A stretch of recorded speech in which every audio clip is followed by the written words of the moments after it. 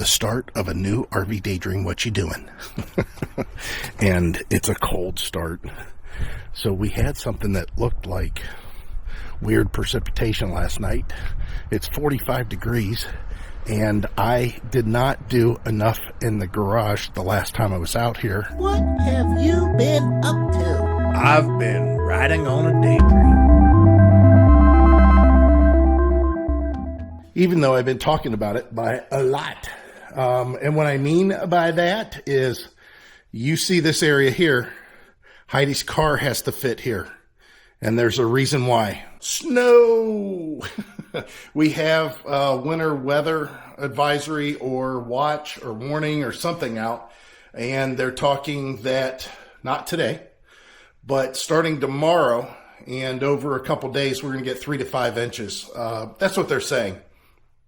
We are in the secondary snow belt. We're right kind of in the sweet spot for this snow. Of course, the snow belt gets even more, but the lakes, as they say, are wide open for business. The Lake Erie is a little bit higher than it normally would be as far as temperature-wise. I think the temperature of the water is still in the 50s, the upper 50s, like 57, 58.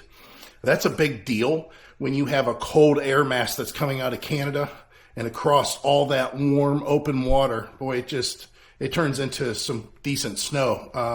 I don't think that this time of year we're going to get the kind of snow that we could, but some reason there's a part of me that knows, living in Ohio all these years, that something could happen that's more surprising than we expect. So I need to do something out here. So that's what I'm doing. I'm going to jump onto this. I'm not going to drag this out, and we'll come back and see if this looks any different in a short amount of time. I have to, the table here is for whatever review I may come across, which I do have one. I have a diesel heater that I have to do, which that's nice. The colder weather's coming. That'll be a good review type setup. But I do need to reorganize this and, basically take all the summer stuff and get it out of the way. Take all the stuff that's going to be not utilized at all, like these chairs, for example. Maybe put those downstairs, and then in the meantime, hide away and store all the other stuff. These totes are so heavy.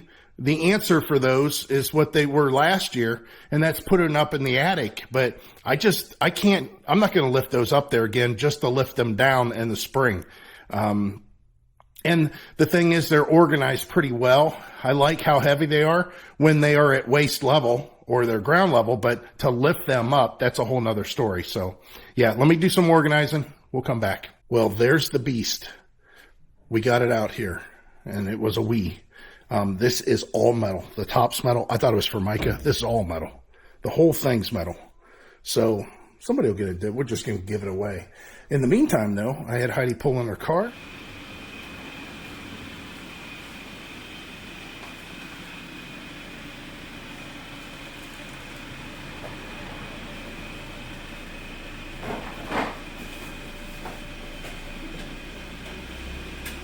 Looks like this fits in here just nicely. I like the idea that the runoff is not going to go any place that it shouldn't. That was the problem last year. She would come in, it was all wet and rainy and muddy, and there was a lot of stuff going on that required water to be traveling underneath the workbenches. It has some sort of adhesive stuff that you're supposed to put on the concrete floor, and review said that I don't care about that stuff. If this stuff is moving around more than we'd like, we'll put something on it, a sandbag or something. I don't know, but I'm not gonna put that adhesive on the floor. But in the meantime, getting back to what I was saying, I have a lot of organizing still left to do, lots. But you can see the golf cart fits over there, just like I thought. We'll get this cleaned out to where I can move the cart in and out relatively easy. The other thing is again, even though that cart is there, it's over quite a bit. I'm going to try to get you guys lined up with the edge of the garage door. looking straight right in the center of the screen here. This is the edge of the garage door here. So if I needed to pull my truck in here, and I cleared off enough back there, it would fit. It would definitely fit in here. I think, yeah, it has to fit. So you know, that's something to consider, but I've got to get this more organized. And all this crap was on the table. That was under the table. This was under the table. Look at this old school refrigerator for a vehicle, a 12 volt. It's nothing more than some sort of cooling condenser that's in there and a fan just plugged in the cigarette lighter. It's definitely old school.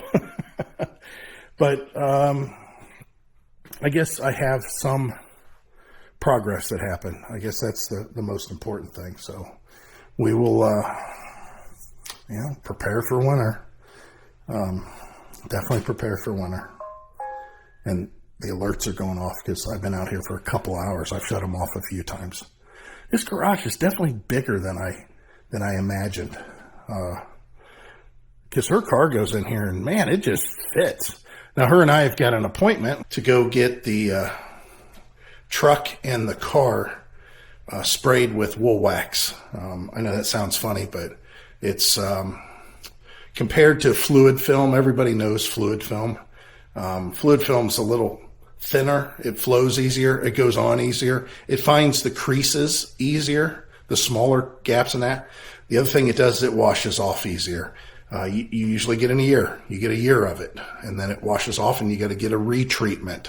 The retreatments aren't as involved, and they don't cost as much as the initial treatment. But still, you know, I'd rather go with the wool wax, which that will eventually start to wear off.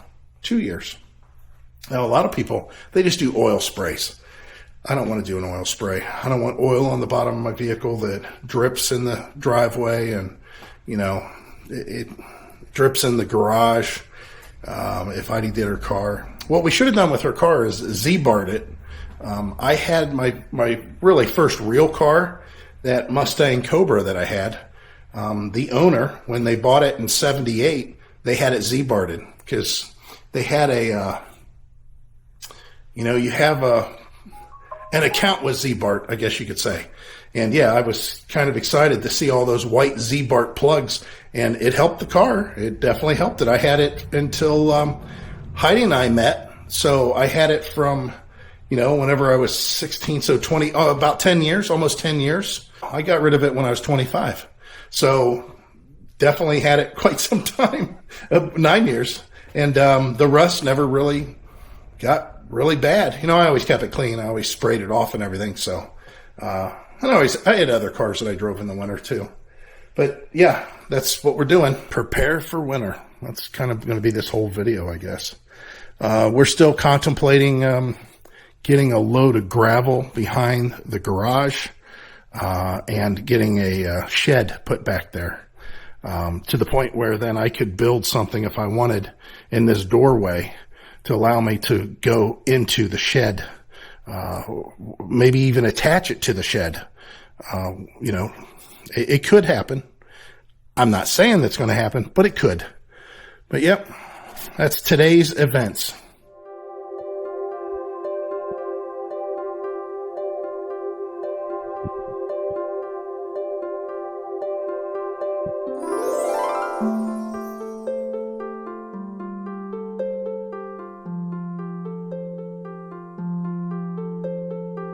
Good morning, YouTube. Actually, good afternoon. You know, it's going to be 60-some degrees today. We had snow the other day. Snow, can you believe it? Yeah. Looking this way, and it's like, what? But I didn't plow.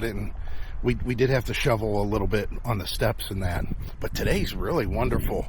I'm going to apologize because there's a gap in the video here, and it was just because, let me think how to say that. There's not really a reason. I mean, there's a reason, but I'm kind of embarrassed by it. But I know I shouldn't be necessarily. Let me tell you what I'm talking about. First of all, my appearance, bleh, looks pretty bleh because I feel bleh. I feel actually really good today, but I felt bleh for quite a few days. And that's why there was no video. I got to the point where I just didn't find the motivation to do anything. And I mean literally anything. There was a couple of days, 100%, I slept in. I got up around 11. I got something to eat. I watched TV. I take a nap. Sometimes in the bedroom, sometimes on the couch. I would maybe at that point get something to eat again or snack, watch some more TV. Heidi on those days was at work. She would come home. Maybe I would eat, maybe I wouldn't eat. I would go to bed about the same time Heidi does. We used to go to bed around, anywhere from 11 to midnight, somewhere around there. And then I would watch TV in the bedroom till like 2 in the morning. I just felt horrible. This is where I say, and I'm kind of embarrassed by it. I shouldn't be, but I mean, this whole, winter dread thing, it really, really comes into play and it affects me and I hate it. So, I'm working on it. I first thing everybody says, vitamin D. I take 2,000, what is that, IUs, whatever it is, every day as prescribed because I did have low vitamin D. And, I try to get up and get around. There's certain things you can do to overcome this. And whenever I don't do those things, it really takes hold, and that's, get up every morning, at a reasonable time, get dressed, have a good breakfast, do some sort of exercise of any kind whatsoever. And you're looking at my fat body going, what? Yeah, I don't exercise. I should, but it's just, it's this time of year. I knew what the garage looked like. I had some work that was ahead of me that I didn't really want to, do. And I don't know. It's a hard thing to sell, to people. Like, well, you don't know what it's like. And I don't, I don't really care, that anybody knows what it's like. And I don't even like what it is. It's just one of those things. So again, I just apologize that there's a gap in the shooting of the video because it's just blah. We were talking about getting Heidi and I's vehicles undercoated for the winter. The problem is the winter came and we had to drive through water and, more importantly, salt before we got a chance to get it undercoated. And when I say get a chance to be undercoated, I kept on putting it off. Whenever it's just beautiful weather outside, and this person that we wanted to have do our weather undercoating, I should say, it's a special process. Not very many people use this specific product that we wanted to get done. And the guy was about 45 minutes away from here. So the logistics of it, and, it takes an hour and a half to do each vehicle somewhere in that neighborhood. And we just couldn't get it, or we just didn't want to put out a block of time in the summer to do that. And now we're paying the price. So the thing is we were kind of confused by something, and yikes. I'll tell you, it just didn't seem right to me. So the process that we were going to have done on the vehicle is a wool wax. We were trying to get into his location before a lot of rain came down and before any snow came down at all, or ice or salt, anything that required salt treatment on the road. And unfortunately, through a kind of a miscommunication, we thought it was going to be a prior weekend. And he said, no, that's the next weekend. I thought, well, we'll let it ride, but I don't think we're going to be able to get it done. And then once, I don't think we're going to beat the weather is what I meant to say. And it happened that we didn't beat the weather, and we actually ran into a problem with the snow and the salt and all that crap being, on our vehicles. So at that point, I asked a question that I didn't think to ask before. Now, the truck, even though it's in very good shape, It has been exposed to winters since it went into use back in 2018. And some of the welds, the frame seems to be coated, but some of the welds are showing a little bit of rust. And I'm talking about surface rust. I'm talking about true surface rust, not these guys that are trying to sell you a car on Facebook Marketplace and they say, oh, there's just a little bit of surface rust, everything's okay. And you go out there and it's like, okay, I see rust on the surface, but I see multiple layers of rust on the surface and I see it flaking heavily. That means the gauge of metal has gone away. I'm talking about a true surface rust, something that if I took a Brillo pad to it with a little bit of like Purple Power or something, I just scrubbed it slightly, it would just show metal and it wouldn't show any compromise. Well, that's what I have on the truck in multiple places on the truck. If I climb underneath there and look, you can clearly see it. Let's go look. All right, I don't know how well this is going to come off on camera, but you can see the surface rust that's showing up, right? And it's like that in numerous places. See how there's just surface rust, surface rust. There's just a lot of surface rust. Now, the frame is in very good shape, except for these few spots. It's starting to pour down rain. Let me get back inside. So at that point, I thought, now that I've got water exposed on the frame and a little bit of salt, there is a process that is nothing more than taking like a wire brush, maybe scratching the frame, and spraying a rust converter on there that takes that rust and chemically bonds it with whatever you're spraying, and it stops the rust process and actually makes it metal again. Mixed feelings about it, but I've seen it work. It does work. And I thought, I wonder if he does something like that to stop the rust from progressing. Because if not, rust is not going to stop even though you put paint over top of it. It's still going to rust. Or if you put any kind of coating over it.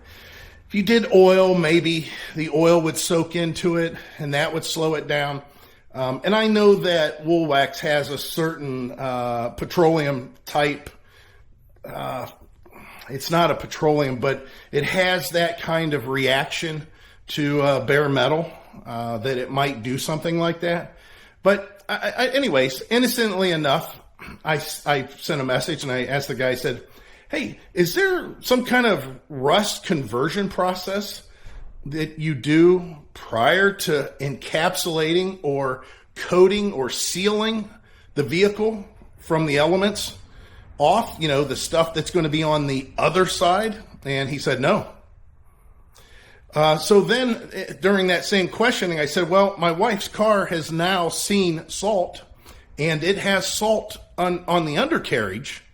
Do you do some sort of a salt brine removal process, some kind of a pressure wash or, something that neutralizes salt, or at least at bare minimum rinses all the salt off prior to putting a seal on it to seal the frame? And he said, no. Well, then at that point, he said, are you still coming out? And then I said, no, because that doesn't make any sense. That I don't know why anybody would take something and purposely seal off a condition that is supposed to be protecting the vehicle from, and that in Heidi's case is salt, my case is salt, and also rust in the case of the truck. So it's not very expensive. It's a couple $100 for each vehicle to be done. I think hers was a little bit cheaper. But the idea is that I just didn't, I thought that there would be more of a process. And I'm looking online, I'm finding out that there are some other shops that apply different product like fluid film, but they go through more of a process before they put it on. So maybe, I don't know. I think personally, I don't know how long we're going to keep this truck. I'm going to get underneath there maybe at some point and try to neutralize whatever's exposed right now. And maybe at that point, try to put some sort of undercoating on myself. You can buy this product in spray cans and do it. It's just much more expensive, time consuming, and it's not done as well as when it's on a lift and you have a spray gun and you're going through the frame and everything. If I'm not keeping the vehicle, I don't know if I need to go through that kind of process. Now, Heidi's car, obviously, we was thinking about keeping that, indefinitely, but, we switch vehicles all the time. Her car's paid for. I mean, we don't have payments or anything on it. I don't know. Maybe we'll trade it in, get something different.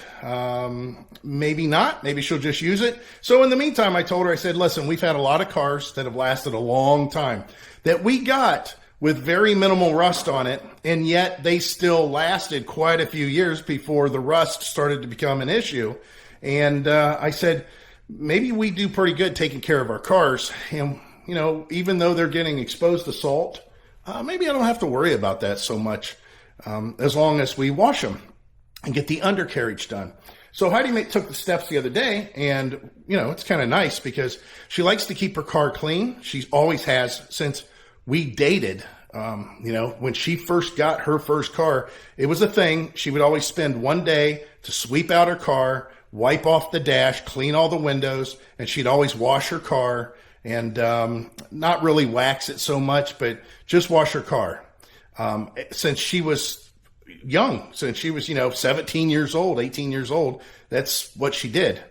And then, of course, I met her when she was 19, and that's, we did that. That was one of the things we do. We'd go to the laundromat. She would always do her parents' clothes, the family's clothes. That was kind of her job, I guess. And then we would also get her car washed and take care of her car. She's still the same way. It's never changed. There's days that she may go, or even, a week or so, that she's like, I need to wash my car. It's just looking horrible.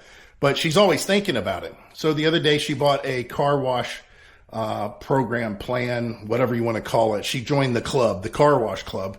And we have a bunch of car washes that belong to this one. And she passes just going to work. If she wanted to take a long way to work, she could pass like 4 of them on her way to work. So it's nice that it's convenient, and it does an undercarriage spray. And she has enough washes a month that if it's real bad out, she could go through the car wash, and then she could literally just go back around and do another car wash and go through it again to have the underside sprayed a little bit more to get rid of some of that salt. Salt's a thing. You guys that live in other parts of the country, you really, it's like being exposed to cancer. You're exposing your car to road cancer. As soon as it sees its first salt, situation, and the fact that the state has so many, months of not being hot and stuff being wet, and overcast, so things don't get dry the way they should. It's a big deal. It's really a big deal. All right, enough talk about cars, but that's what this mat is for. So that's what this mat is for for her to be able to park the car in here, and for me to keep this stuff off of the corners of the car. And like I said, we're going to try to keep it to where her car stays a little bit more clean this winter. Again, kind of just overlooking some of this stuff. We didn't get rid of the table. The table's right here. Heidi put it on Facebook Marketplace. Just a lesson to be learned. Unless you could just put something outside and put free, do not put stuff on Facebook Marketplace for free, because you will get every person, if it's a big item like this, and even if it's not a big item, you're going to get every person under the sun that just sees free. There's a lot of hoarders out there that just can't pass stuff up like that, and they will do whatever they can to get that item. And it never fails. Even if I said, hey, I've got a free brand new paintbrush that we don't need, does anybody want it? We'll have people that are 30 miles away, 30, that says, hey, is there any chance we can meet halfway? Or can you bring this to me? Or I want it, keep it for me. Just hold it. I'll be out there. And they won't say when, whatever.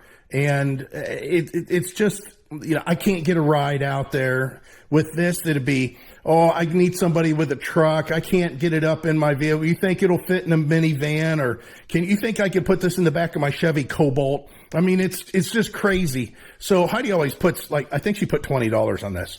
And it's just to keep people to be on it. And Heidi, honestly, if somebody comes out here, she'd probably just say, hey, you don't have to pay me. I just wanted it out of here.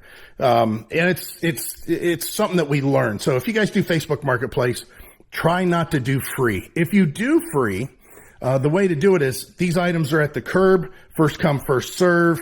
I'll take down the post when it's gone. And that's it. Just leave it at the end of your street or whatever. And also put a big free sign on it for at the end of the street, because maybe somebody driving by will want it and they have a truck, who knows. But in the meantime, because that desk came out of the corner, so again, you can see the golf cart fits in there just fine, just like I thought. I need to do something though, because we moved some stuff that was in between over here. I got to get rid of some of this now. Obviously, I got to get rid of a lot of it. I just realized something. There is a problem with me doing this. Do you guys know what it is? Tell me what it is. Tell me what the problem is, because I just realized it. And it's not a huge problem, but it kind of is. Yeah. I forgot that the ladder's got to come down out of that attic to get into the attic. No big deal though, because the golf cart, obviously, you know, all I got to do is make sure this area is clear here. And I just have to push the golf cart up forward and then drop the ladder. But yikes, forgot all about that. And as far as this area here, we're a little bit more closer to what it needs to be. Again, if I have to park my truck in here though, if I want to park my truck in here, I can't. You know, this is kind of a problem.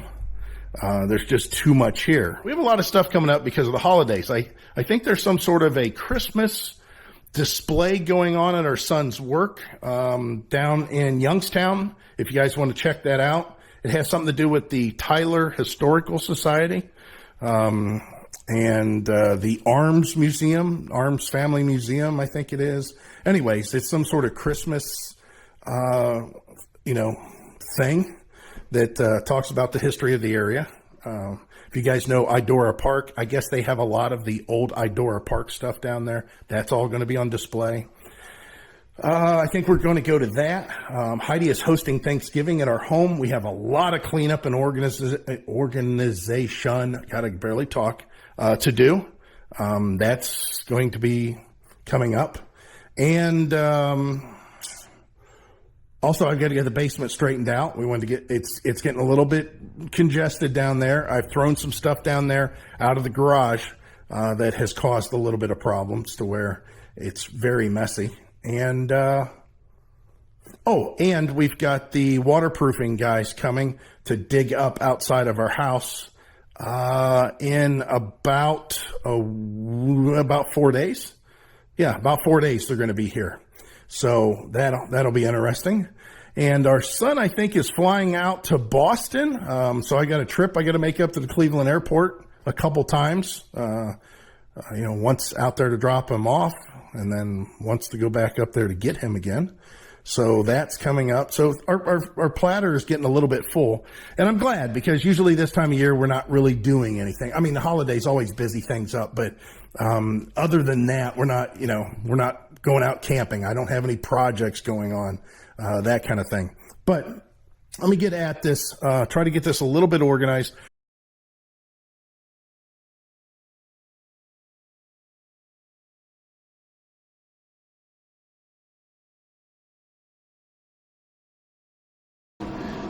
Well, guys, you already caught me out in the garage. I was doing a review, checking this thing out, and now I'm trying to figure out, as this is warming up in the garage, how I could potentially mount this thing in here and use it over the winter. I'd like to, I could put some sort of a shelf unit, hanging unit here, and then run the exhaust out through there. That's hard to say. Oops, I forgot this battery was on here. Yikes. Oy, okay. But yeah, I don't know. I just thought about it, and I'm like, you know what? I don't even know really how to get this exhaust out. It's kind of cool. I've done a review on these in the past, but this one being a little bit of a little toolbox, yeah, I kind of like it. I think it's kind of cool. I could, if I really wanted to, make it easy on myself, and I could put this whole unit outside, and then run this in, but then it pulls the cold air from outside to heat. It'd be a little bit less efficient. One of those things. But it was nice to get out here in the garage after being inside for a few days. And the last I left you guys, man, I felt great. I felt so great that day. I had so much energy, and I just kept getting bombarded with stuff to do. And I didn't get to do my review. So then yesterday, boy, I got up, I felt horrible. It's funny how that works. One day you feel great, the other day you feel horrible. No reason that I could pinpoint, but yeah, I wish I would have. Felt as good as I did the day before, and even today I felt a little groggy. But I want to come out here and do this. I think that I'm going to. I'm going to focus my attention on that little exhaust pipe and see if there's something I might be able to do. Because I have that big exhaust pipe over there, and I could potentially run the little exhaust pipe into the big exhaust pipe and have that big exhaust pipe go out that hole there, and it'd be pretty effective. Now, the one thing that you got to be concerned with is I wouldn't be able to run this muffler. So hopefully the noise that's generated then, not running a muffler, wouldn't be a big deal. Well, we'll see what I come up with. But I just thought I'd say hi. Heidi's back at work today. She was off yesterday. And, you know, the holidays are getting ready to come up here. We have some appointments that are already set. Those guys are coming to fix our leak in the basement later this week. And we just have a lot coming up. Camping is not one of them, unfortunately. But, again, lots of stuff going on. I can't wait until we get a little bit further along into the winter and see what I can do as far as trying to get into some RVs and look at some RVs, because, you know, planning through the winter and more importantly, purchasing through the winter, you know, RV places are hopping in the spring, and those dealers are just ready to get all the money out of you because you have that camping fever. But if you can do it in the winter, they got a bunch of inventory they're trying to get rid of. They're just sitting on it. It could be a holdover from 2 years, possibly, even though it's brand new. A lot of, you know, people have traded in really low because they don't want to store their unit over the winter. So I can't wait for that. We'll see what we come up with. But again, hi everyone, and we'll talk to you in maybe a few days.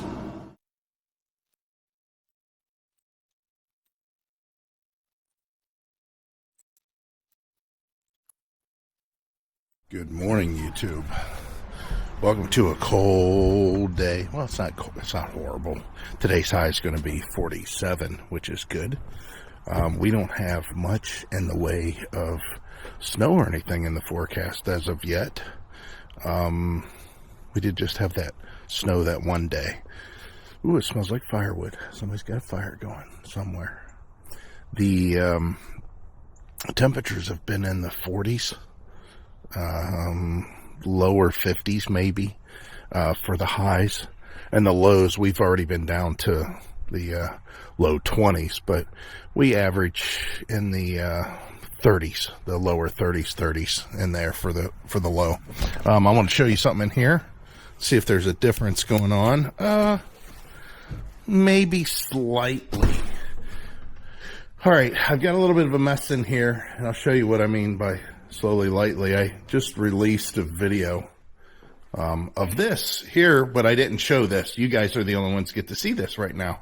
I went ahead and got a longer pipe to go out, and it goes all the way out. I'll show you that here. But yeah, I thought I'd try out this diesel heater. I had it running yesterday for quite some time, and then last night I kind of chickened out, and I thought, I'm going to go ahead and turn it off. I'm going to see if I can. Oh, my word. There's no way. This thing, what? It has to have used fuel, right? I mean, I know it's efficient and all, but I had this thing set up. That's the only thing. I don't really care for the way that you oh, my word. It's all fuel in there. That can't be right.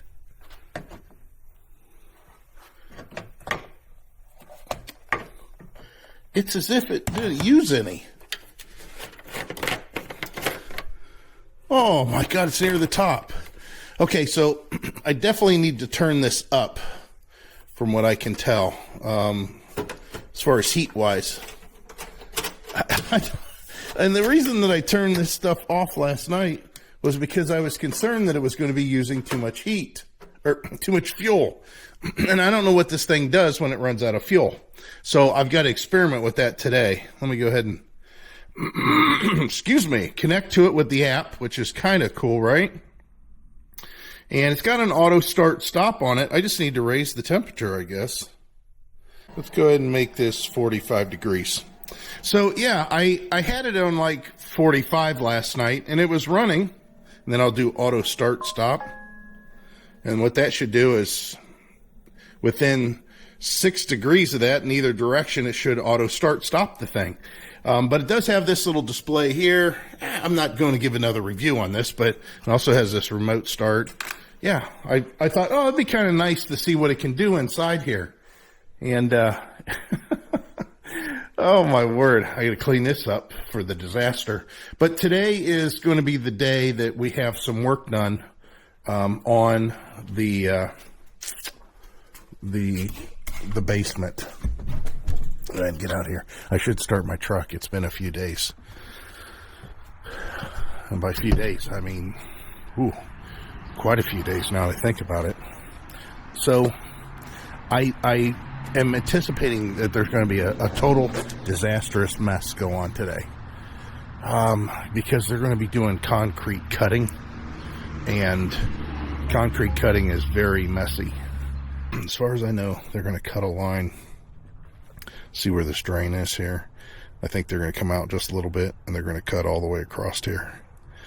They're going to excavate about 3 foot down and they're going to repair the pipe that comes from the kitchen sink into the basement, through the basement wall, over to here, and then going this way, they're just going to make sure that that's all fixed. They believe it's broke where all this is cracked and settling, which I could believe.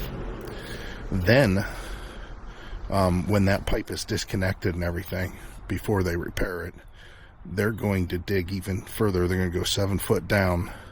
They're going to clean off the basement wall, and they're going to do some sort of I think they called it parchment. Basically, they're going to coat the wall, paper the wall, whatever it is, seal off the basement wall. With whatever correct material is needed. And then at that point, backfill. And then repair that pipe. And then, of course, it's all going to be, gravel and stuff like that. So this will be interesting today. Like I said, I think it's going to be messy. Oh, I didn't show you the backside, did I? So let's listen in and see first if this furnace is running. Yeah, the furnace is running inside here. And I ran an exhaust pipe out and looped it. Yeah, I just kind of looped it once it came through. I think that's cool. And it will allow us to keep the garage relatively warm during the winter here. Now see, it's funny because now that I come in here, I can kind of feel the little bit of heat that's being generated out there. I can feel the heat coming on. I can feel the heat coming off the road.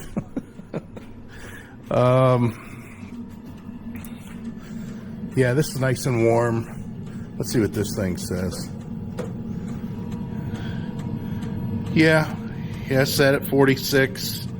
It doesn't say what the temperature is inside here. I don't really care for that too much. I mean, it does on the app. It says what the ambient air is. So it says that it's 49 in here. The ambient air temperature is 49. It is definitely not 49. I can't see my breath, but it's pretty cool in here. It's probably closer to 30 something. Okay, so everybody close their ears. I'm getting ready to say the A word. Alexa, what's the shop dot temperature? That's this thing here. The shop dot temperature is 37.4 degrees. Well, it always seems to be 37. I think that thing has a bad sensor in it even. It says 37, 37. It doesn't make a difference. It's almost always 37. Even when I had the big heater running in here, it liked to think that it was something else.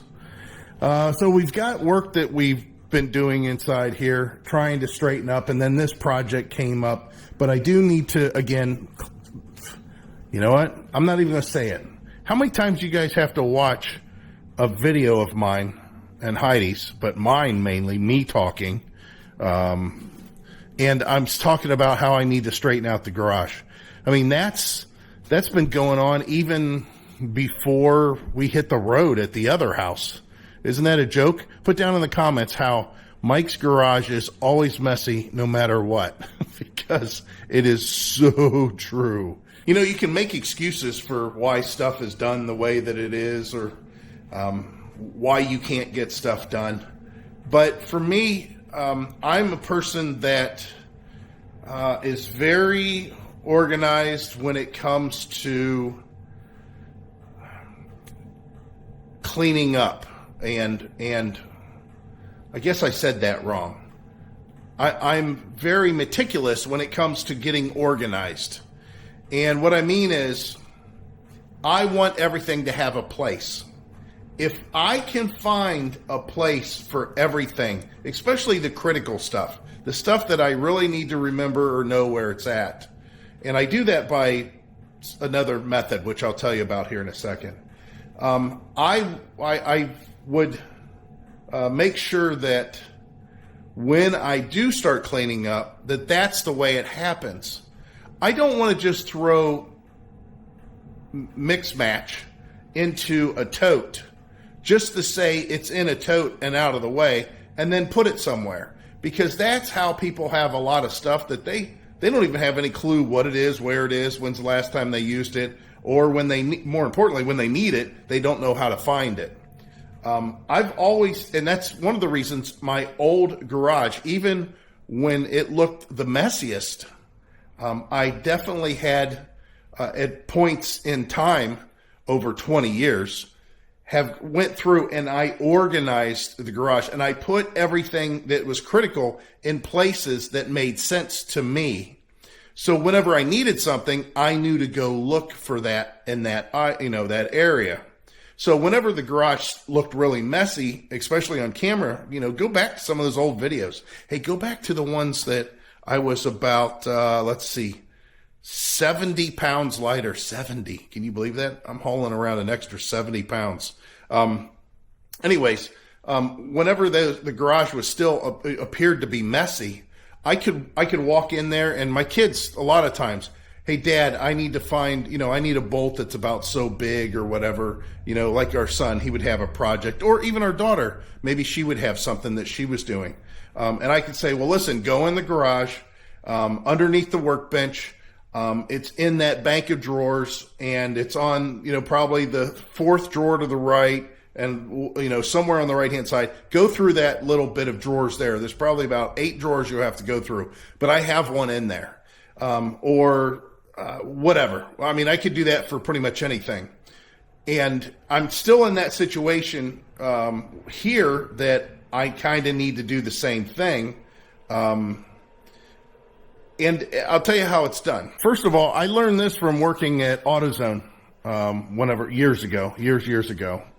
And that is, if you go into the auto parts stores, even HEIDI's store, any store for that matter, but the auto parts stores, when you walk in the store, at some point in time, you're going to see that they have what they call like a chemical wall.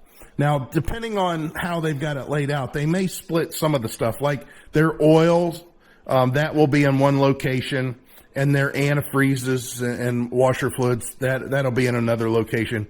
But the stupid chemicals, and I'm talking about all the additives, all the sprays, everything, will be organized in a chemical wall. So when we were at the old house, I had basically 2 places that I stored all my chemicals. One of them was in the cabinet that looked kind of like that one, but taller, that was inside the door of the garage on the right-hand side. That all my chemicals were there. And then I had my most used chemicals, and that was in the corner of the garage. So I know that if I need a spray, an oil, anything that's a chemical, it's here for the most part. Okay, now we're working on the tools, and it used to be that I have, and I kind of sort of do still, everything that's in that bag there's so much now that it's actually overgrown that bag, and it's in other places too. But used to be that all my woodworking equipment I always had in one location, for the most part. Like I said, I've got stuff now that's overgrown, so now I have, a bunch of tools that are over there too. They're woodworking. I've got them spread out now.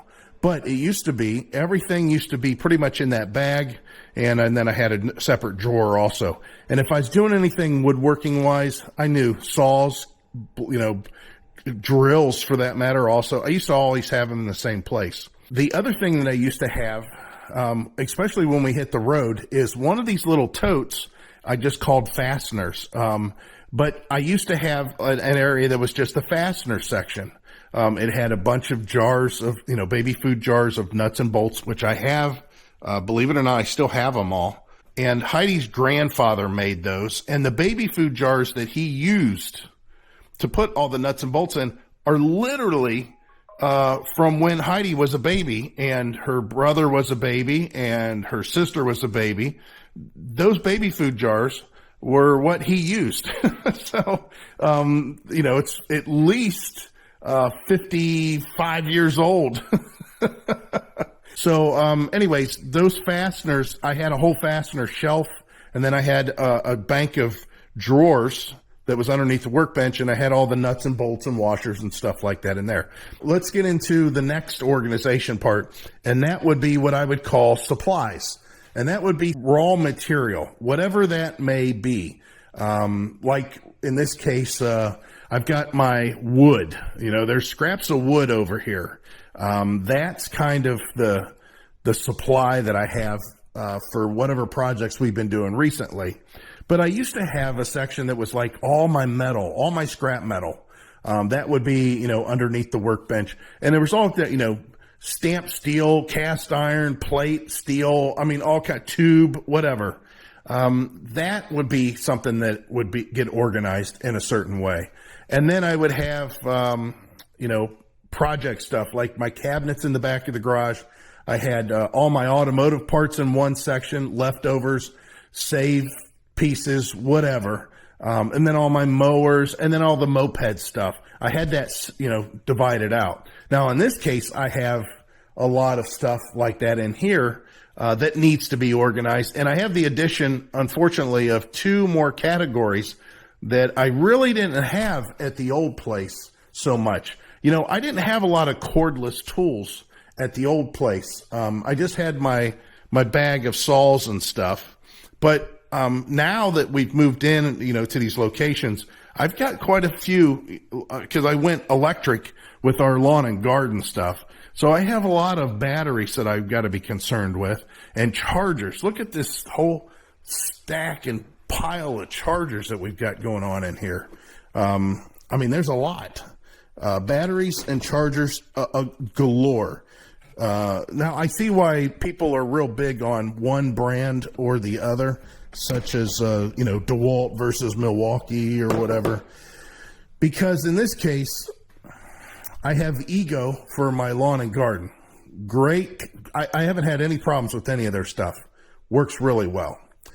Then as far as my equipment that I use for woodworking, basically, drills, saws, whatever, I'm on 2 schools of thought there, and that is the original, which was Porter cable, but the Porter cable stuff is kind of going obsolete. The stuff that I have, it's just getting that old. But I do have lithium ion Porter cable, and they're kind of expensive. as compared to good old Harbor Freight and their Bauer stuff. So, yeah, I've got Bauer equipment, and it works really well, and I like it. So now I'm kind of conflicted because I have quite a few different pieces, and then, of equipment. So here we are, like just yesterday, I used the Bauer cutoff, I used the Porter cable drill, and then I used my original, boy, these things are old. This is really old. I bought this stuff brand new. My Craftsman lithium ion. Can you believe these are the original batteries and the original tools? I don't even know what year this is from, but my word, this thing has just been a beast. I mean, just a beast. I don't even know what year it was. But yeah, then I used Bauer here. So that's new. That's a new addition to a new problem that I have, trying to organize stuff. And then I have something else that's kind of an issue. I have a new category again, yet other than that, and that's RV stuff. I have all this RV stuff that I need to make sure that I keep off to the side until we have an RV so I can load the RV up with it all. I kind of started doing that with this RV until I run into the problems that I did. And now Heidi's talking about how we're going to go with a different RV, which I was talking to her about that from probably the very beginning. It's funny how both of us always come to the same conclusion at separate times. Maybe I come to the conclusion later than her. Sometimes it's before her, but it seems like that we always kind of gravitate towards the same thing. And I started taking all the RV stuff that we had stashed away and started putting it in the, this RV that we have out there. Because that's the best place to store it. As long as it can't get ruined, why not keep it in the RV if that's what it's for? So I have that category in here floating around in different various places. Then I have the other thing, which is kind of a new thing for me, as far as having a garage and trying to store it. And that is, review stuff. That is, stuff that we have for sale, projects that I still yet to have to do, but a lot of that has to do with review product or product that we've purchased or, we have been sent.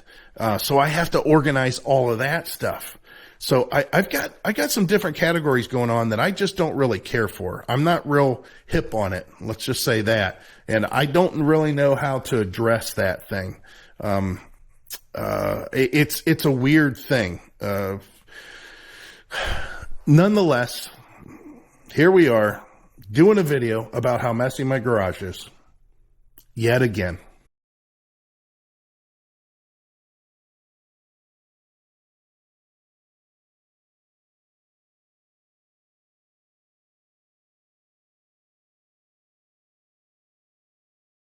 Well, we definitely are moving along here, and wow, look at this.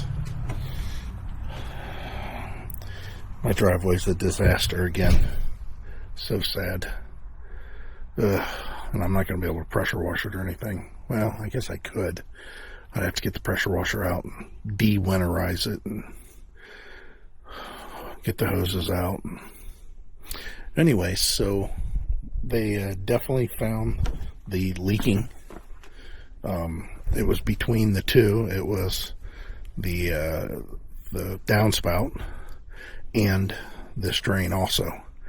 So it was the two of them together that was causing a problem. Steps probably aren't going to be able to get used the way that we thought they were going to. We have to redo the ledge for this window here, for the basement window. It's all busted up there, and they're redoing the drain pipe. It's downstairs from the sink over to the hole that's in the wall right here. So yeah, we've got yikes. So that's what we got going on today. thought it was just going to be a normal repair, I guess, to some extent. And it is. I don't think that they anticipated the downspout drain to be messed up also.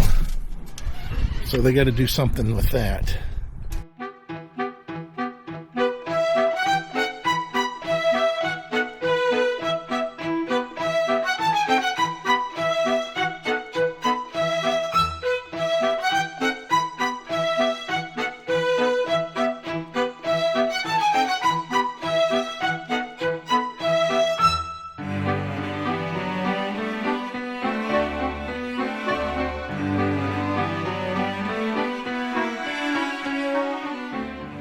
All finished. It's just a matter of seeing if any more water comes in, which it shouldn't. Look at that. I think they did a real good job there with that. It's like a concrete putty or something. Again, the wall definitely moved a little bit, or some of the blocks moved a little bit. You can see a little bit more pronounced as far as the cracks, and this came off. These actually flaked off. They're down there on the floor. So, anyways, this is all finished, though. That's kind of nice. Get a good angle to it, all that. And, of course, we could clean it out here if we wanted. But like you said, that's really messy. So we'll go outside here. It's still very dirty and dusty. And the driveway's all yacked. But, yeah, there you go. So they redid all this downspout here. And here, I got some photos of what it looked like. I think they did a good job. They got the right angle, the right drop, I guess you could say. They were real concerned about getting this flush to the concrete, you know, once we have some concrete poured here. So that was good of them. Now, of course, it goes, you know, on down the line there. Good morning, YouTube. Welcome to our messy situation here still. And now it's wet. So Heidi's home today. We're going to go get ourselves some breakfast. But I thought I'd ride along with her because I barely know her. Whatever. We sit in the couch together every night. Which is true. That's one thing that this car didn't get quite right is their seat belts, their seat controls for the manual, because there's a lever and it feels as if, oh wow, look how foggy it is, guys. We had a frozen fog advisory. Was it warmer in the garage, or could you tell? I didn't notice. Good. That's about right then. So, we're gonna go see what this frozen fog is all about. It's not cold enough to be frozen now.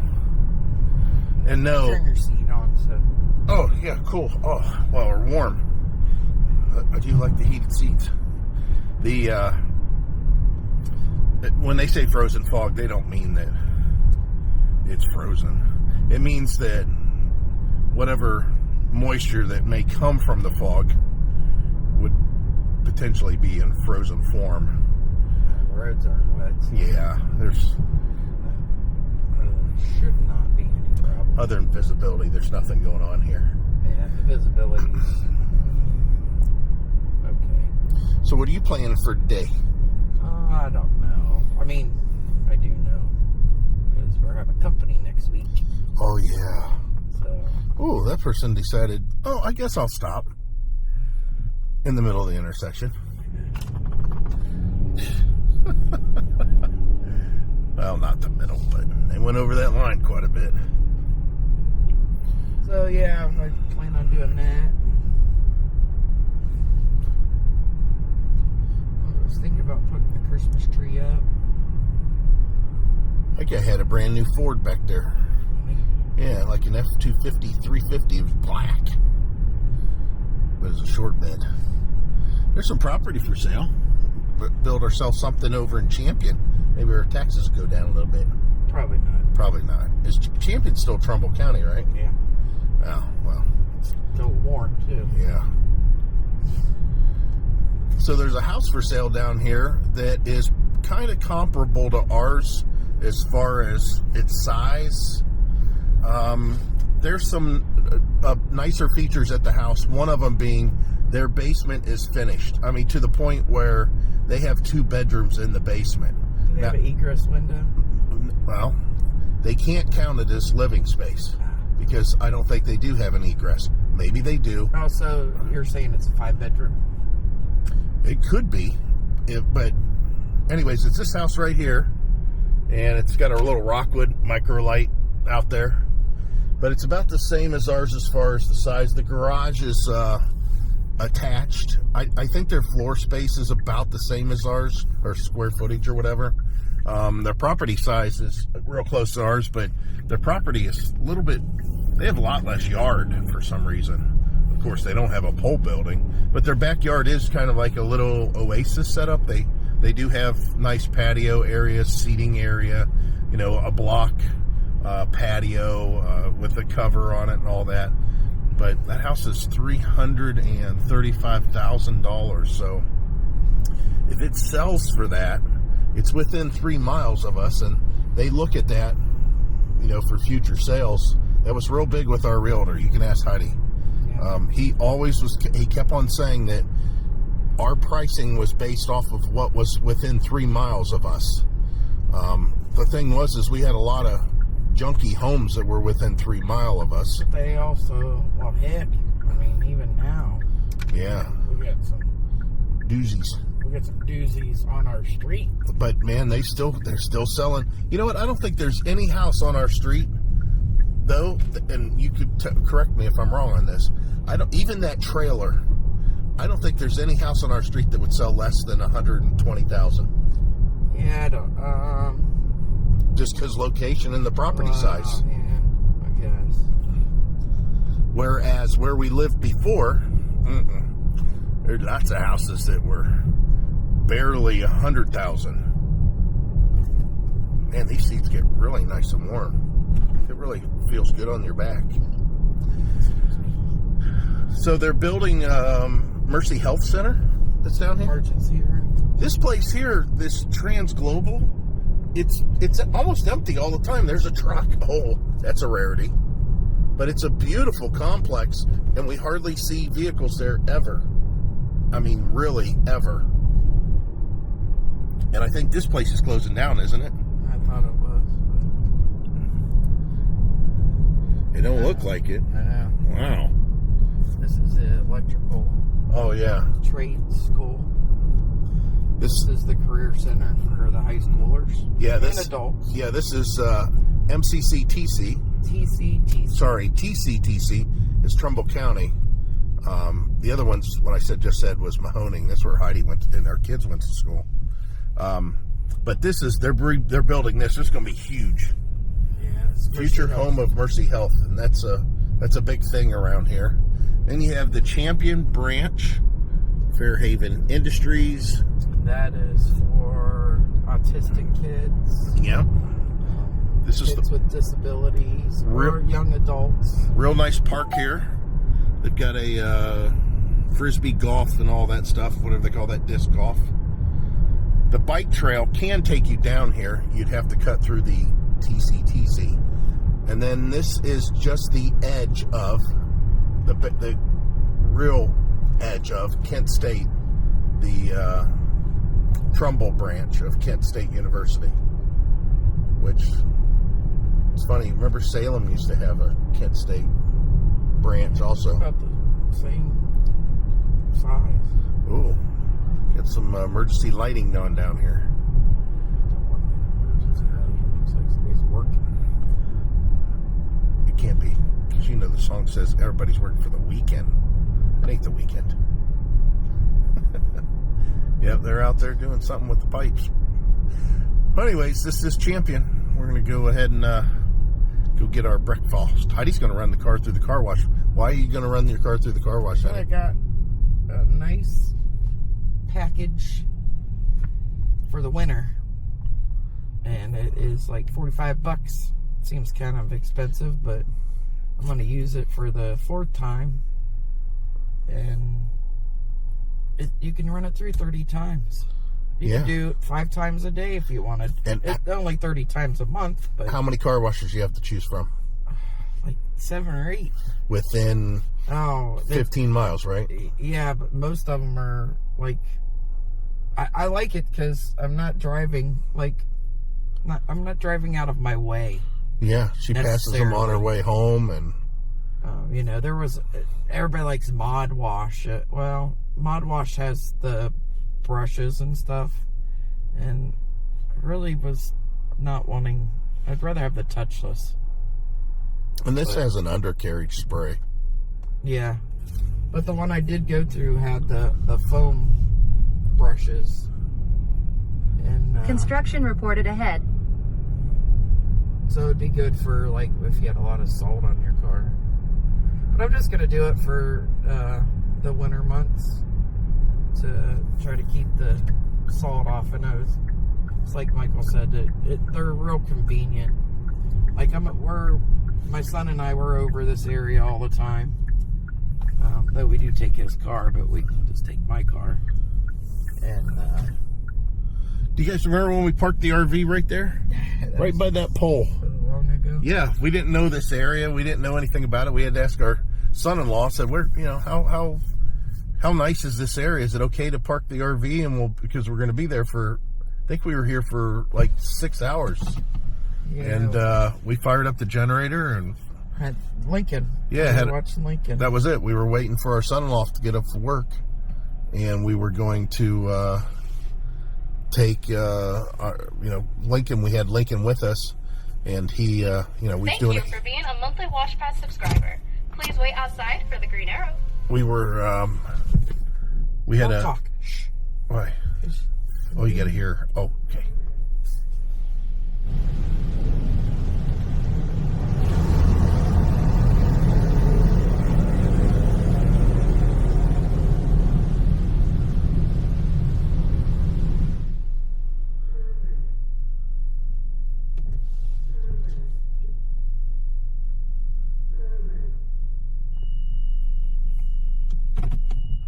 Okay, now we can talk. But we were handing off our grandson back. Oh, she didn't like it. She didn't like that, huh?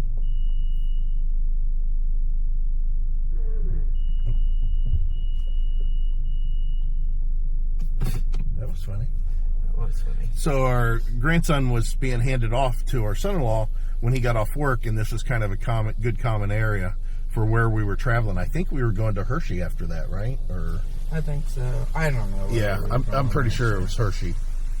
But yeah, that was it was funny though that we're like trying to find this place to park just to hang out. We found this on the map and we thought, oh, this looks like a good place. And we pulled in, we stayed here for the day, and here we passed this place, drive through this place, use this place. I didn't even know it for a long time because Bud and I were I don't know what was going on, but we ended up over in that parking lot when we were stopped. I'm like, holy cow, Dad and I was here with the trailer. Yeah. Or the whatever, RV. And he's like, really? I said, yeah. I said, when we was on the road, living on the road. And he's like, oh. And I said, I can't believe I remembered this. Yeah. Yeah, it's funny because we, literally, Heidi and I have watched some of our older videos and totally forgot the park that we were at. Oh, yeah. The location, how long we were staying there, how did we got there. I mean, we totally forgot about that, which it's nice that we put it on video. So if you guys ever think about traveling quite a bit, you may want to, even for your own sake, just record it. You know, it don't have to be produced well. Well, yeah, write it down. Oh, now here's the thing, and Heidi, we'll get on a little bit of a rant here. Heidi and I both used our Google Map history exclusive a lot. It tracked everywhere we went for 3 years. It tracked every single, even before we hit the road. It tracked every time we went to visit parents and relatives and everything. And then Google, in their great wisdom, didn't advertise well enough that they were going to be getting rid of all of the history because they were going to a new setup, and that we should back all that stuff up or anything. And it was just gone. And we're not the only ones. If you get on Google Maps or get on Google in general and just do a search, and you'll see people ranting about that, because same thing. They used it for their clients. They used it for their business, you know, all that crap. And anyways, all right. Well, you've seen a car wash. You've seen Champion. You've seen the fog. We're going to stop this now. Whoa. Oh, they do the blow dry inside here. Wow. I didn't know that.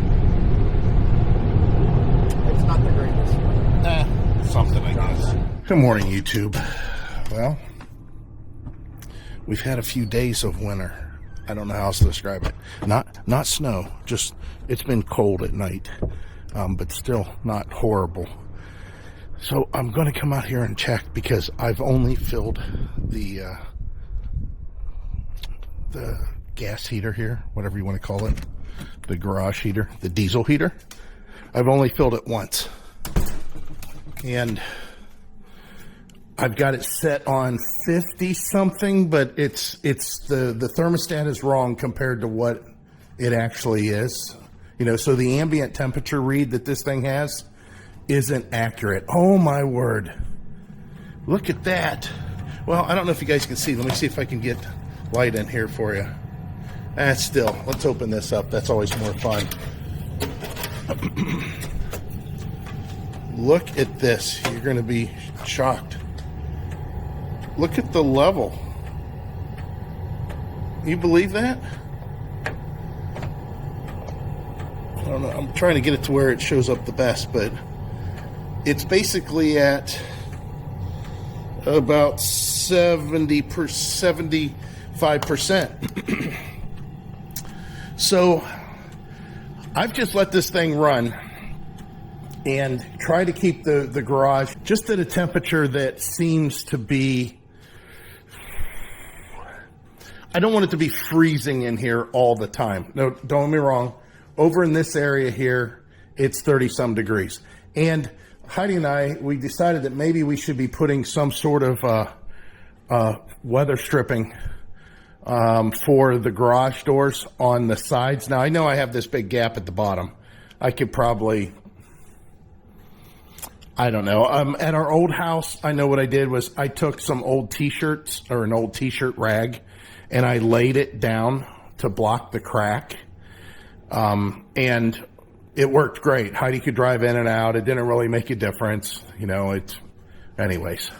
I don't know what we're doing about that, but in the meantime, if you look at this picture, when the light got real low in the sky the other day, I happened to look at one of the cameras in here, and I could see a lot of daylight coming in on the corners of the garage, or the edges of these garage doors. Told Heidi, I said, maybe we should do something about that. But anyways, getting back to what I was saying, that this thing here, I don't even think the temperature thing necessarily works real well, but it says it's 30 some degrees in here. Although I have this set up to keep this room at an ambient air temperature, air temperature of like 50 some degrees. But it thinks that the ambient air is 50 some degrees whenever it's actually like 40 some degrees. So basically what I'm getting at is it's doing something in here to keep everything kind of warm. And the little bit of diesel that it's using, I will run this all winter long. I say diesel, I'm using kerosene, but I will run this all day, you know, why not? Why wouldn't you? So, holidays are coming up for us. We don't have a lot going on, a lot of family stuff, and you know how that goes whenever you know, shooting videos and that. But yeah, it's kind of our time. So, you know, I hope everyone's has a good holiday. It's the first time in probably 15 years that we've hosted a holiday of some kind. And even then, I don't think that it was, I think it was one of the kids' birthdays. But yeah, it's kind of nice. Everybody will get to come out here and we'll have our thing, and hopefully we can make, you know, more of a deal of it going forward. But Heidi's working some really strange schedule this week. Now, for everybody who is like me, it's like, oh, poor Heidi, poor Heidi. I mean, I do say that quite a bit. The good news is she's not working any kind of real crazy long shift. It just bounces around. She's actually working not very many hours this week. And when I say that, it's probably going to be still 30, 40 hours instead of 50, 60. But yeah, she's it's you know, just holidays, and she's got some vacation time, and it's just good for her. So her mom's going to come out here and stay with us for a few days, because again, the holiday. And yeah, everything's going good. Just thought I'd check in with you guys. I'm just fiddling around with this. I must have done something to make the decal kind of roll up or get pinched or something here. Shows you how to use it. It's funny because people that mow a lot, whenever they go to one of these snow blowers, they think they got to pull the handle to start it. And I do the same thing. I grab the bail and it's like, okay, now I can start it, thinking it's a safety thing. And here, this is the engagement for the paddles. You don't need to do that. But I do need to, I think I changed the oil on this last winter.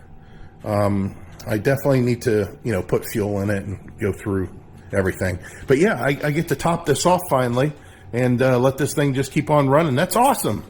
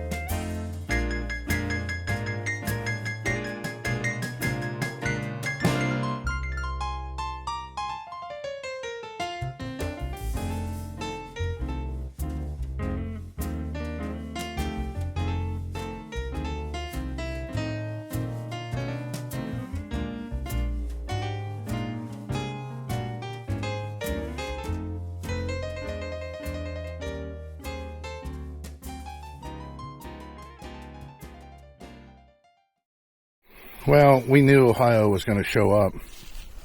It started melting, which is nice. I cleared off this a few times last night, and it all came back, but even with it have melted a little bit. You can see how much is on the picnic table. Yeah, I just kept on clearing it off and blowing it off using the snow blower, and the whole time I'm like, man, I should have got the plow tractor from out of the pole building, because that's the thing, right? That's the whole reason I've got it. And I didn't think that the snow was gonna, I don't know. Oh, it's broke. Crap. My leaf blower's broke. I'll have to fix that. But yeah. So we've got all this crap going on. I don't know if it'll blow this. This is kind of heavy now.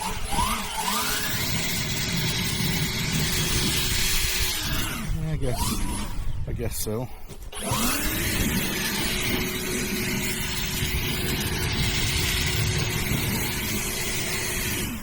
So I put salt down and everything for, you know, Heidi. She had to go to work today, and you can hardly see her footprints. Yeah, I can't believe that I took the leaf blower and I blew off this part of the driveway and up alongside the house and then the front porch and everything. And then I had to come back and do it again. Then I got the snowblower out and I did the snowblower for the rest of the driveway, which took quite some time. And then I had to come back and snow blow again. And then I cleared off Bud's car 3 times. And of course he had to still clear it off this morning. You can see the truck, I only cleared it off 1 time.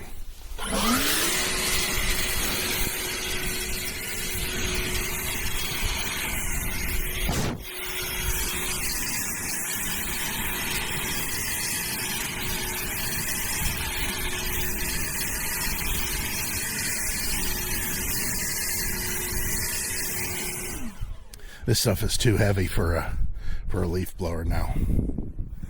I think I got you guys wet too.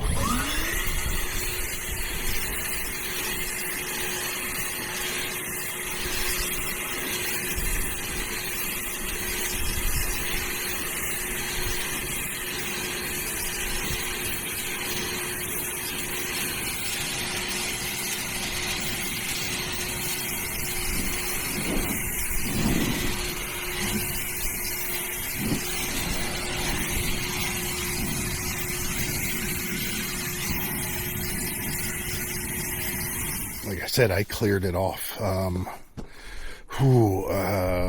once last night, and then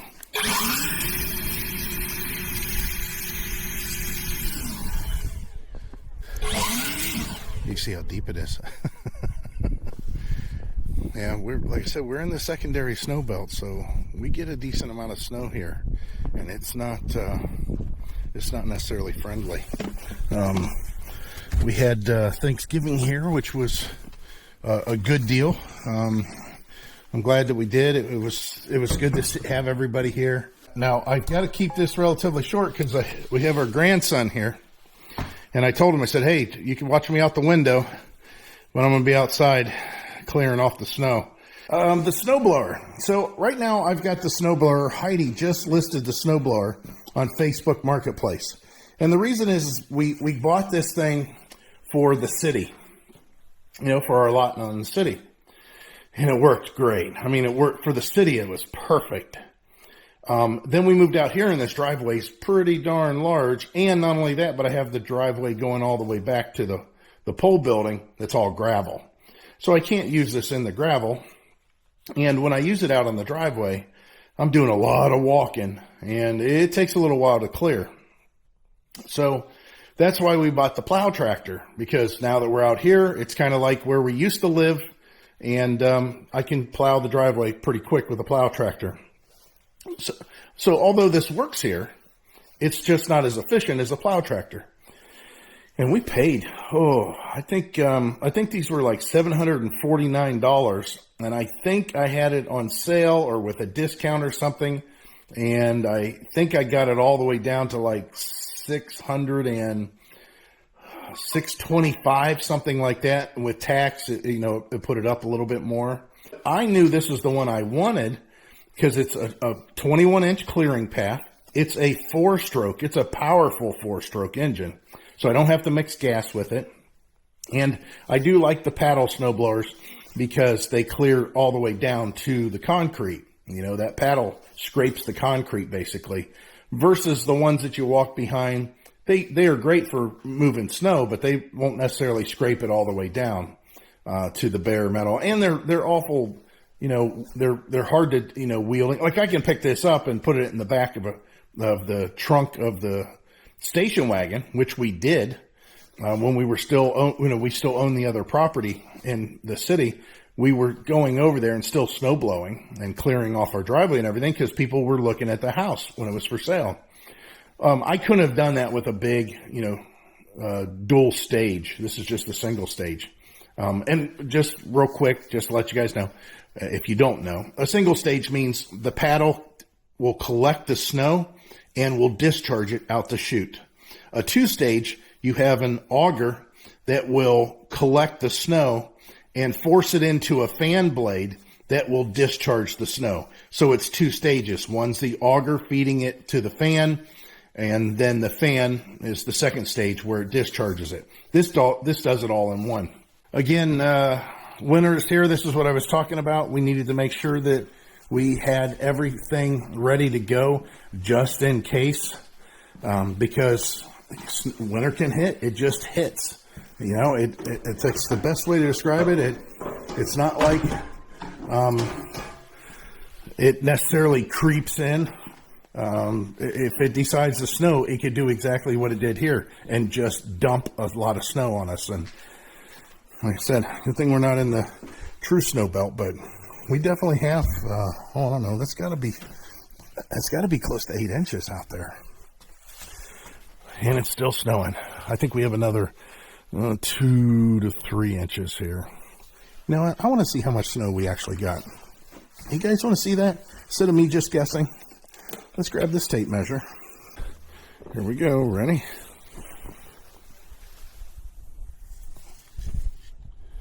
Yeah, just over 8 inches. And it's looking like 8.5 inches. And still falling. Like I said, good thing we're not in the primary snow belt. I bet you they've got a foot at least up there. Well, this stuff has definitely gotten a lot heavier because the snowblower don't touch it. I had to use the shovel for a lot of this. But it's time. I got my heavy jump pack. Even though those little jump starters work okay, I just don't want to bring it back. Yeah, look at all the snow. And like I said, I cleaned this off. Yeah, you can see how deep it is on my feet. Yeah, it was a decent amount of snow. I haven't seen this much snow at once since last year. We had one that was close to this, but one of those things. It used to be like this every winter. And here's the thing, it used to be, we were all talking about this at Thanksgiving. I know that they say that some of the snowiest winters that we've had here have been in the last, 15 years. But I remember in the late 70s, early 80s, man, we would get snow, and whatever snow we got, that was it. The snow was there. It just stayed. It was cold enough that it just continuously stayed. That's not the way it is anymore. A lot of snow on my boots, though. Yeah, if it's road it free, which I'm sure that it is, I've only got to check 2 places. Want to come along with me? All right, why not? First of all, let's see what the temperature is in here. I'd be like, how'd it get wet in here? That was me. Oh, it still smells so good in here. All right, so first order of business is this cabinet. Yep, nothing at all. I don't expect to see anything, but, oops, I gotta leave that door open. You just never know. And then the second place, I'll hold the flashlight, lift this couch up. And nope, nothing. Nothing at all, nothing indicated. Good. Go ahead and put this back down. Woo! All right, let's go camping. I've never towed in the snow. I can't imagine it being overly difficult, but it would offer a new challenge, right? I mean, you got to worry about your braking and sliding, and I'm not talking just on the tow vehicle, but the trailer too. So the plow tractor, here you are. Get you all covered up. Well, you're lucky because you're getting ready to go sit inside the garage now. You're not going to be out here anymore. Well, that brings up a good point. Speaking of which, brings up a doubly good point. I think back here, hopefully there's no stuff living up in here. It's been covered up for some time.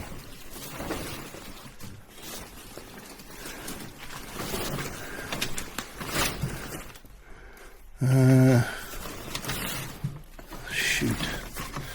Yeah, I think it's this right here. Yep. Good find, Mike. I gotta hook up the automatic battery chargers for the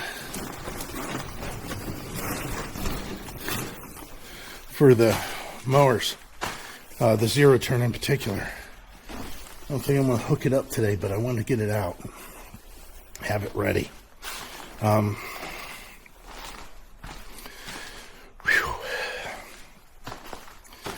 let's just set this here so I know it's there. Good. And then I'll get an extension cord over here. I'll run it over and plug in the battery maintainer for the zero turn for the winter. But as far as the plow tractor, looks like the tires may need air. That kind of sucks. Yeah, that one's a little low, I think. Nope, it's not. It's just sunken in the ground. Let's see here. Yeah, I think it's just sunken in the ground a little bit. And I'll check the back tires. This is the scientific way of checking, by the way. Yeah, it feels all right. So what do you guys think? Think it'll start? We'll turn on the gas. The carburetor's a little finicky still. I was going to go through that over the summer, and like everything else, I didn't.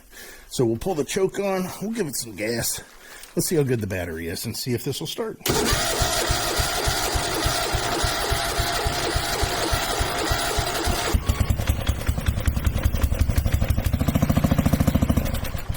How about that?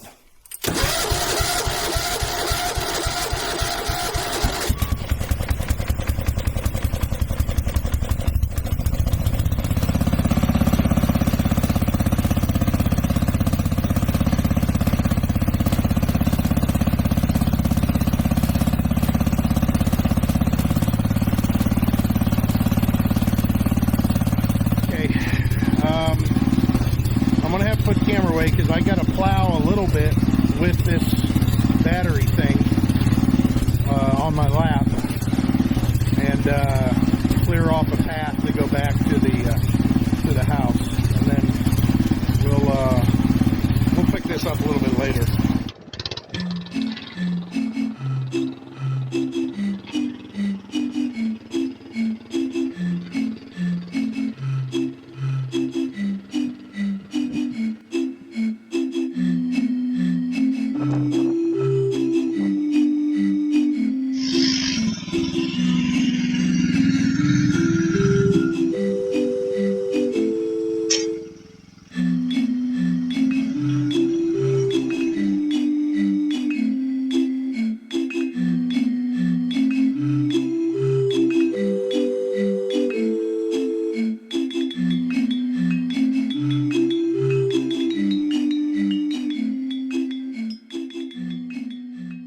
Well, here we are, pretty much finished.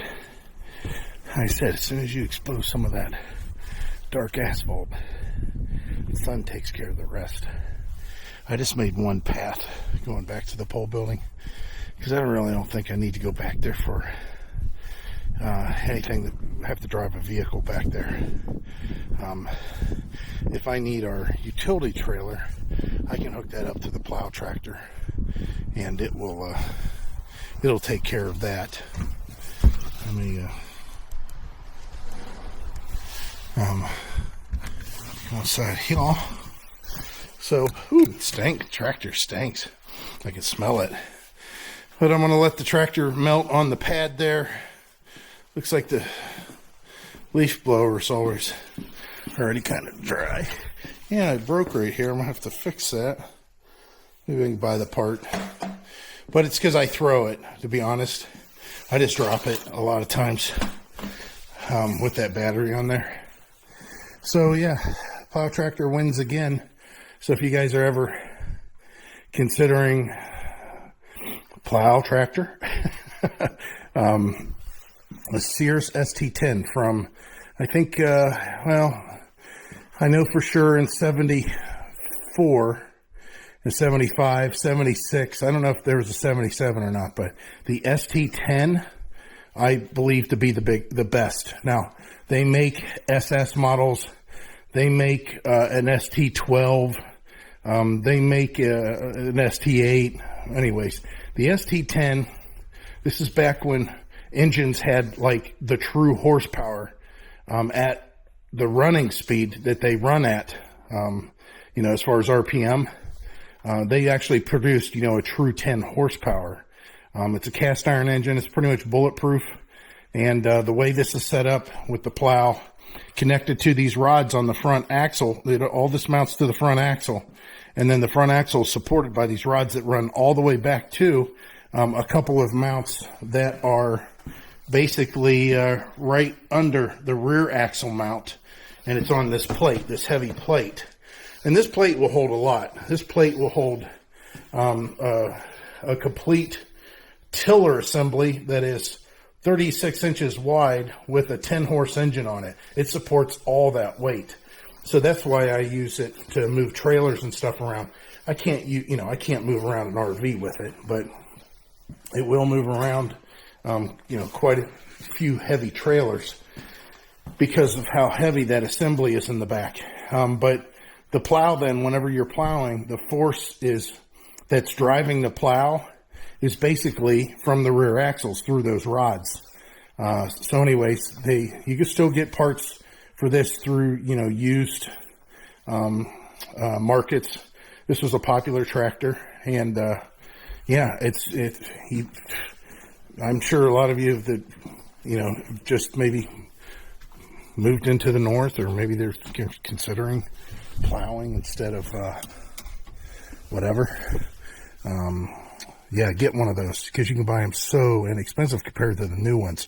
Don't get me wrong. The thing has, you know, if you buy a used one, you're going to have the same issues here. Carburetor's a little finicky. You might smell when you get off of it because of all the smoke.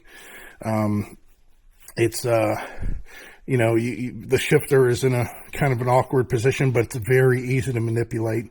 The plow controls are really intuitive and very nicely done. But it's an old tractor. It's an old heavy tractor. But it's just bulletproof. And the reason I say go with the 10 versus any of the others is it's really nimble. If you get a little bit bigger, they get taller, a little bit harder to get on and off, and they don't turn quite as well. And it's not as nimble. It's not as compact as this one.